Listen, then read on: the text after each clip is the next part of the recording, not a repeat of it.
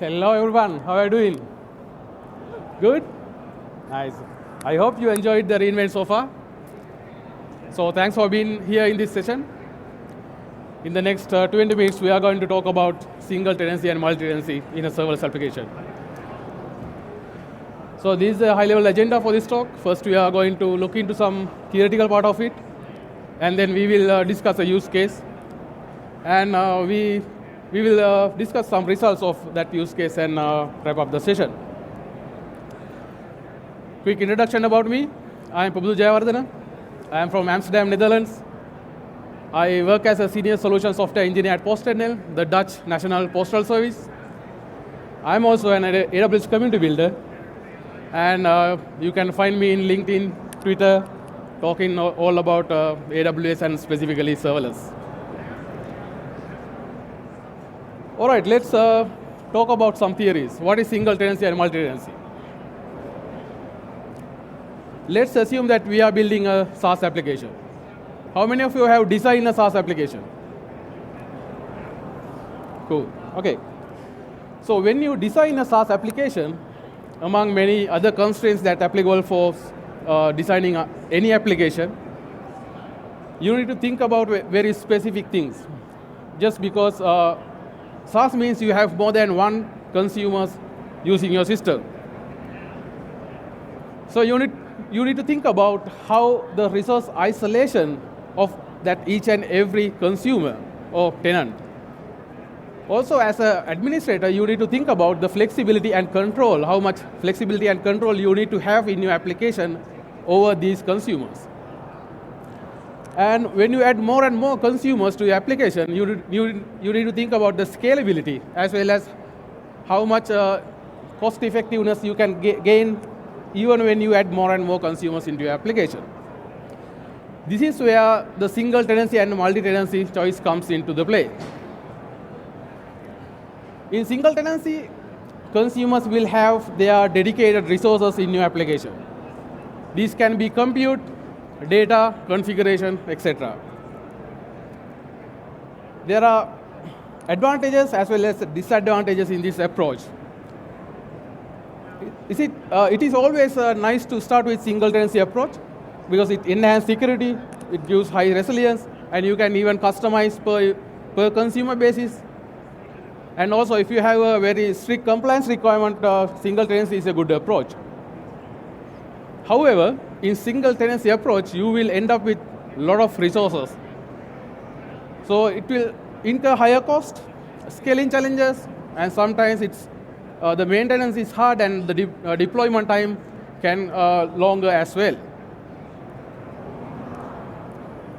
An alternative can be a multi-tenancy approach, where multiple consumers will share the same resources in your application. The pros and cons are completely opposite of what you have seen in the single tenancy approach. Here, the biggest disadvantage of going multi-tenancy is the noisy neighbor issue, which means now you have shared components that used by all the clients, and some of the consumers will use that particular resource heavily, where the others cannot use that resource. So you need to make sure all the consumers are balanced, all the consumers have access to that resource in a perfect way. Okay, let's talk about our use case.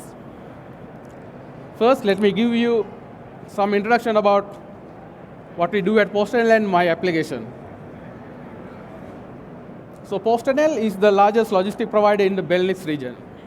At a given day, we deliver about 6.9 million mail items and 1.1 million parcels. To cater to this demand, we have about 70 plus applications developed by in-house development teams. And EBE, or Event Broker E-commerce, is one of these mission-critical serverless applications.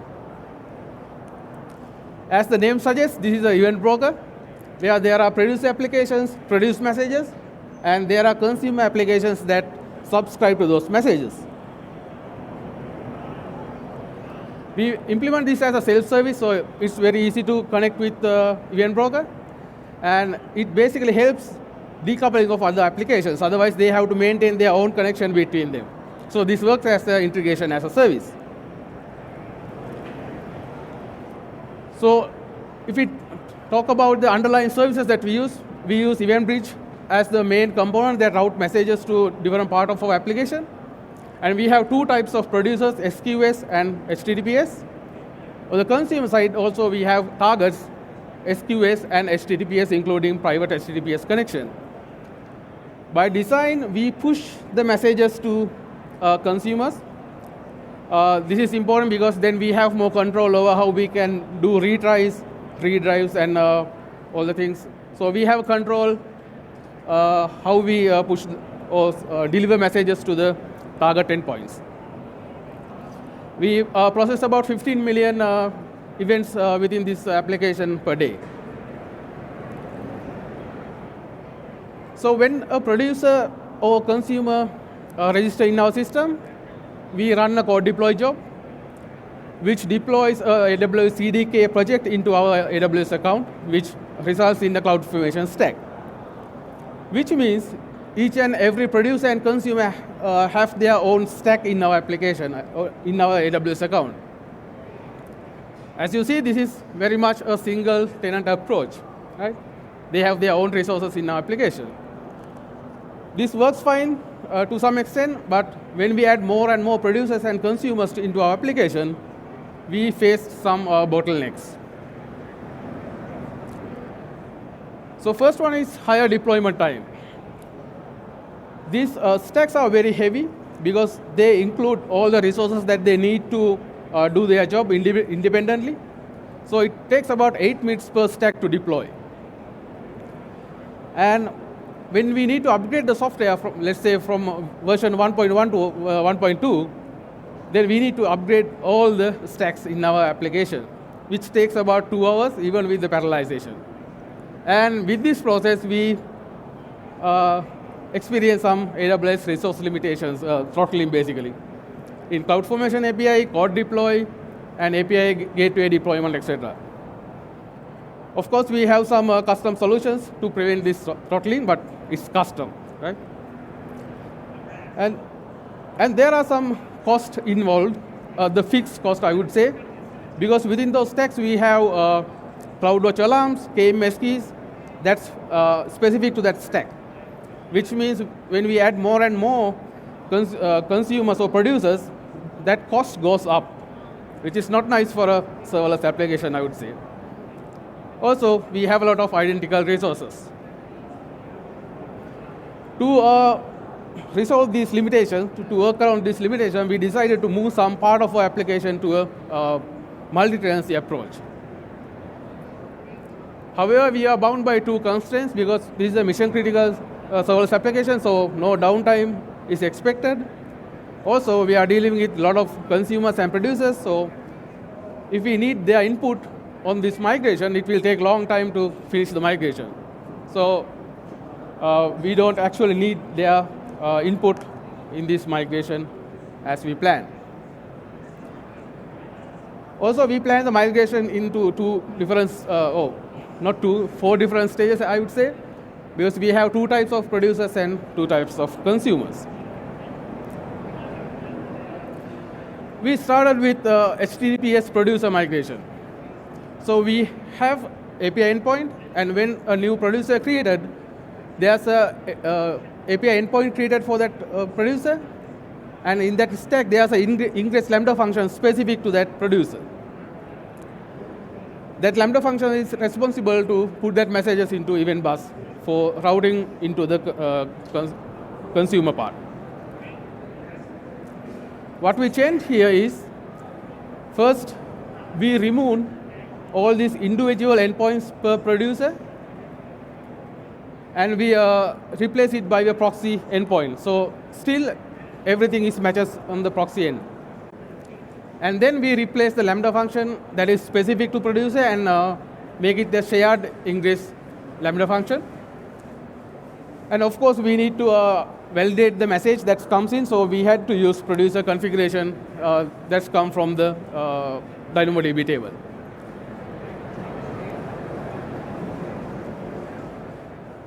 Producer SQS migration is a bit similar to previous one. So we have specific producer queues, specific producer ingress Lambda functions. What we did here was basically we created the shared ingress Lambda function that process all the messages from all the producer queues. And of course, we need to have a producer configuration picked from the DynamoDB table. We cannot use one SQS queue here because once the message is in a SQS queue, we cannot identify the source of that message. So we had to use different queues for that reason. Consumer part is a bit complex because it has a lot of resources. So when the message comes into the consumer part, there's a buffer queue here, and there's a egress Lambda function picks that message from the buffer queue and put that into the target. So that's the happy scenario. If that fails, all these resources are required to redrive, retry, or maybe delete the message if we want. So as you see, there are a lot of AWS resources involved. And this is very fat stack, I would say. So what we have done here, basically identified all the compute resources and moved these compute resources out of this consumer stack. So only the infrastructure is remaining on the consumer stack. We went ahead and moved some of the infrastructure also out of this stack. So we ended up with very small stack with couple of SQS queues and alarms, and all the other things we made it shareable or shared components. With this, we made sure that this once created this stack, we don't need to update. So when we need to update the software, only these shared components are being updated. So which is quite fast. So we don't need to update each and every stack in our application. So this is the migration of that SQS part. So this is similar to the SQS that we discussed in the producer end as well. So we have specific buffer queues processed by specific egress Lambda function, and we replace the specific Lambda function with the shared egress Lambda function. And that Lambda function is responsible to put that message to all the endpoints that's required. Also, we have a consumer configuration which picks the configuration to send that data to any target, like target endpoint, the authentication, etc. When we move these SQS consumers to shared egress Lambda, we take a step-by-step approach. So first we introduce a shared egress Lambda function. And then, so this ESM is already available here. So what we did was we created the new event source mapping, but inactive state. So still the message is processed by a specific egress Lambda function. Next, we switched the ESMs. So this was deactivated, and all the messages were started processed by shared egress Lambda function. And in the next step, we basically remove this Lambda function, and all the consumer buffer queues will consume this shared egress Lambda function.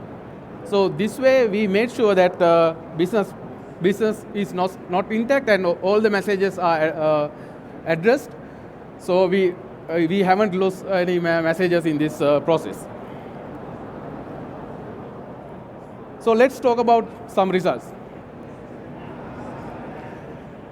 So biggest advantage that we got from here is the faster deployments. Now our stacks are very thin, and just a couple of resources. So creation of producer or consumer is down to 1 minute from 8 minutes.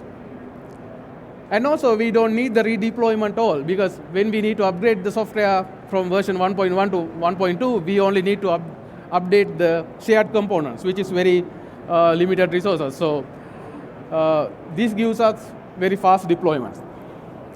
Since the stacks are very small, we got rid of code deploy and CDK project as well. So we moved to a simple CloudFormation stack. With that, we got some cost benefit here. And also, the CloudWatch alarms and KMS keys are removed from the stacks as well. So they are, again, shared components, shared resources, so that when we add more and more consumers or producers, these two components will not cost us anymore.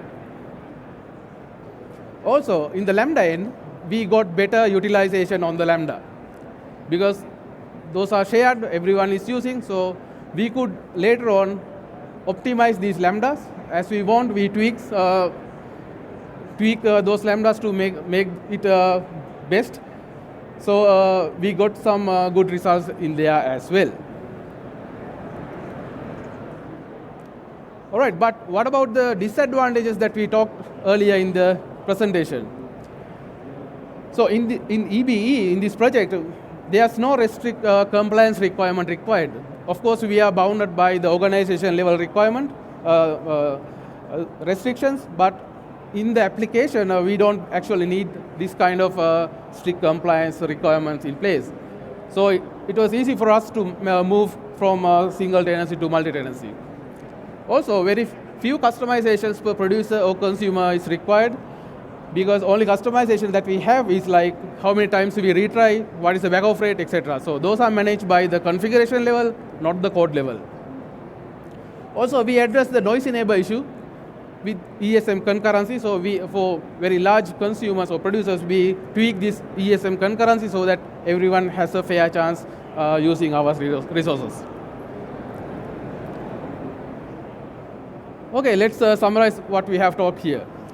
Single tenancy is a great choice to start with any application, I would say. And if you have very limited number of consumers, or if you are certain that you will not grow so fast, then single tenancy can be your permanent solution. Also, if you have very strict compliance requirement and if you need a customization per consumer in your application, then single tenancy is the best choice. However, if you are facing some scaling challenges and you need to optimize your cost when you add more and more consumers to your application, you may have to look into a multi-tenancy approach. However, it doesn't really need to be full single tenancy and full multi-tenancy. You can use one part as a single tenancy and still keep some part of your application as a multi-tenancy approach. That's what exactly that we did, and we got good results from that. Also, I would say no architecture is perfect, no architecture is complete and final, so I would invite you to revise your architecture more often and get the best out of it. So thank you very much, and if you have questions, we can. I will be hanging around in the hallway. You can discuss, and please contact with me, and don't forget to complete the session survey in the mobile app. Thank you.